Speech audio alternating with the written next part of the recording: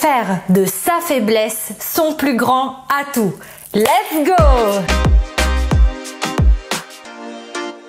Hello, moi c'est Aurora, je suis italienne, je suis coach d'empowerment et image stratégiste et ma mission c'est d'aider les girl boss comme toi à devenir des véritables femmes stylées et charismatiques en unissant un mindset de girl boss avec une image canonissime. Car yes, l'image est un outil stratégique qui te permet d'exprimer à l'extérieur qui tu es à l'intérieur, et quand tu arrives à être authentique et à communiquer qui tu es en maîtrisant parfaitement ton image, tu vas attirer à toi les bonnes personnes et les bons événements dans ta vie.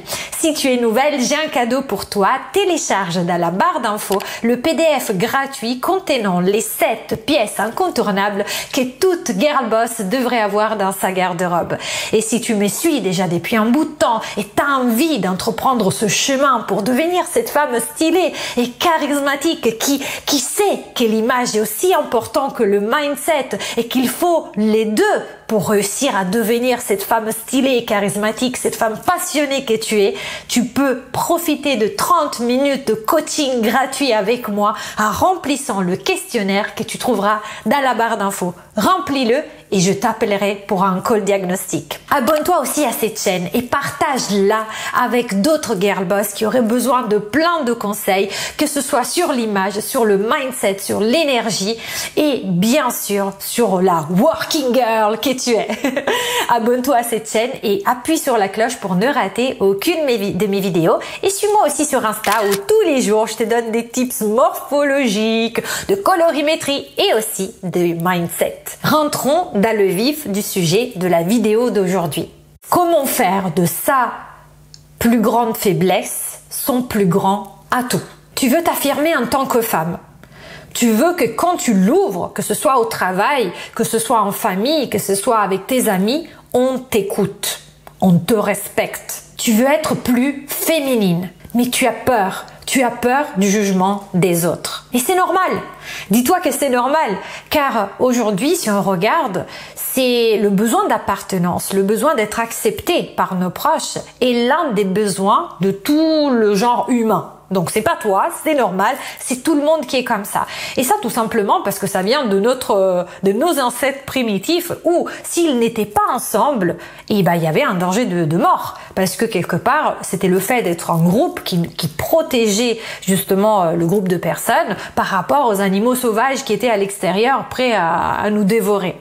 Mais aujourd'hui, cette situation a changé. Mais malheureusement pour nous, notre cerveau primitif est toujours là. Et du coup, il recherche sans cesse ce sens d'appartenance. Il a besoin d'être accepté par les autres. Et d'ailleurs, on en parle aussi de ce besoin. Ça fait partie des besoins primaires de l'homme qui est décrit dans la pyramide de Maslow. Alors, comment faire? Comment faire pour réussir quelque part à dépasser cette peur de décevoir les autres, de ne pas plaire, de ne pas être accepté? Eh ben, la clé, c'est de faire de ses défauts, de ses faiblesses, de ce que nous, en plus, attention, ce que nous, on pense être nos faiblesses, nos plus grands atouts. C'est un peu comme c'est dire qu'on ne peut pas être puni 2 fois pour avoir commis le même délit. Délit, ouais. Ça veut dire que déjà, si tu penses que tu as fait quelque chose ou tu as un trait de caractère qui est une tare, eh ben, tu vas pas être puni par le regard des autres et en même temps toi-même t'auto-punir. C'est pas possible. Alors je vais t'expliquer un petit peu mon expérience pour te faire comprendre ce concept qui pourrait paraître, je t'avoue, un peu abstrait. Quand j'étais plus jeune, après ma période de thon et garçons manqués, dont je vous ai déjà largement parlé, pour contrebalancer le fait d'avoir été comme ça pendant longtemps, le fait de m'être senti moche, le fait d'être habillée tout le temps comme un garçon en jean et sweat, j'ai basculé dans l'hyperféminité. J'ai porté des robes longues de gala pour sortir avec mes potes quand j'avais 17 ans. J'étais la seule habillée comme une star d'Hollywood alors qu'on allait au pub. J'ai porté des décolletés vertigineux. Je me vieillissais. Justement, je mettais du maquillage, mais aussi sans maquillage, vraiment par la façon surtout de m'habiller, je me vieillissais. Aussi pour contrebalancer mon visage rond de gamine, parce que j'ai toujours, même là maintenant, j'ai de grosses joues. Alors quand j'étais plus jeune, vous imaginez même pas, je faisais 12 ans quoi. Du coup, on me traitait de tous les noms. J'ai passé pour la superficielle, pour la guicheuse, pour en italien on dit la gatta morta, ça veut dire celle qui fait semblant de ne pas trop vouloir, mais en réalité c'est une menthe religieuse.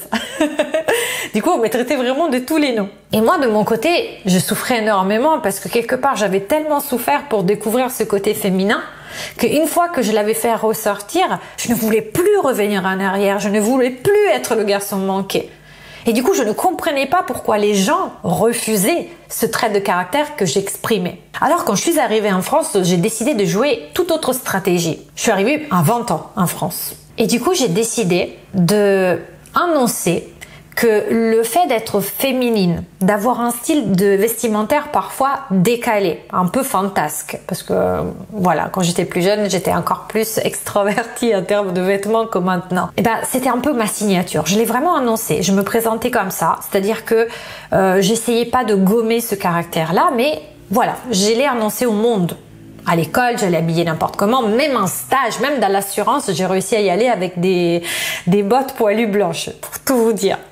C'était comme ça, prendre ou laisser. Et même si mes looks n'ont pas toujours fait l'unanimité de tout le monde, vous imaginez bien, si on déboule à 21 ans, à 20 ans, dans le monde de l'assurance, dans les grandes tours de la défense, habillé en manga, ça peut ne pas plaire forcément, mais j'ai gagné une chose très précieuse de la part de tout le monde en affirmant ma personnalité. J'ai gagné le respect. Et la bonne nouvelle, c'est que ce que je pensais qui allait m'éloigner des autres m'a en réalité approché des autres. Ce que je croyais que ça allait me faire percevoir comme quelqu'un de superficiel, en affirmant qui j'étais vraiment, je n'étais pas superficielle, j'étais juste comme ça, et ben, a fait que les autres me perçoivent comme quelqu'un de confiance.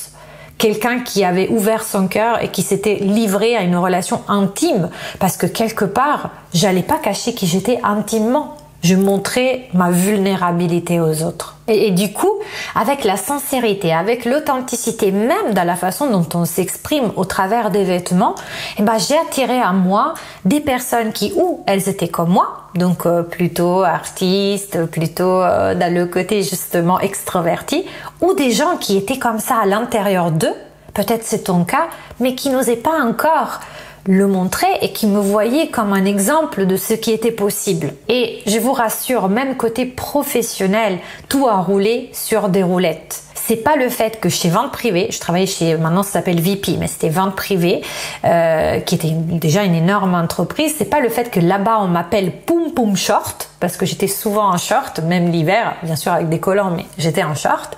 C'est pas ça qui ne m'a pas permis d'évoluer et de passer à un niveau supérieur, au niveau salaire, au niveau management, et aussi de changer de service, parce que j'étais à la production de vente, je suis passée au marketing et à la communication internationale. Vous voyez, c'est pas parce que j'étais en short et qu'on m'appelait Poum Poum Short que on m'a dit ah non celle-là Poum Poum Poum Poum Short, on va pas la faire passer de service. Vous voyez, parce que j'étais authentique. Parce qu'on se méfie moins quand même des gens qui sont authentiques. Regardez-vous dans le travail, vous vous méfiez toujours de la collègue qui est toujours agréable, toujours sympa, parce que vous avez peur qu'elle vous fasse un scrot derrière. Mais quand vous savez que la personne elle est sincère, est-ce que vous n'êtes pas plus à même de lui faire confiance? Et du coup, si vous êtes un employeur, est-ce que vous n'êtes pas plus à même de donner une équipe à gérer à cette personne parce que vous savez que s'il y a quelque chose qui va pas, elle va vous le dire. Alors demain, voici l'exo que je te donne. Demain, quand tu iras au travail, habille-toi comme tu as envie. Habille-toi avec des pièces que tu sais qui te mettent en valeur, qui te rendent belle. Tu te regardes dans le miroir et tu te dis « Waouh, là je me sens super canon, j'ai envie d'aller au travail, de partager avec les autres parce que je me sens jolie. » Sans plus avoir peur de paraître trop superficielle, trop poufiasse, excusez-moi, trop féminine, etc. Bien sûr, je te dis pas d'y aller avec les loups-boutins de 12 cm en vernis, quoi. Mais habille-toi comme tu veux, habille-toi de façon féminine, habille-toi comme tu es à l'intérieur. Et j'ai fort à parier que tu vas recevoir plus de compliments que de critiques. Dis-le moi dans le commentaire, j'ai hâte d'avoir tes commentaires, partage avec moi tes expériences où pour la première fois tu as osé être féminine aussi dans ta façon de t'habiller et que tu as reçu plein de compliments et ce que tu as apporté dans la vie. J'espère que cette vidéo t'aura plu, si c'est le cas, mets-moi un pouce bleu pour que je continue de produire des contenus, abonne-toi à cette chaîne, appuie sur la cloche, suis-moi sur Instagram et partage s'il te plaît, partage avec d'autres girl boss pour faire grandir cette communauté. Tu peux même me prendre une photo de genre comme ça et tu partages le screenshot. Une idée comme ça. Je t'ai fait plein de bisous et je te dis ciao et à la prossima.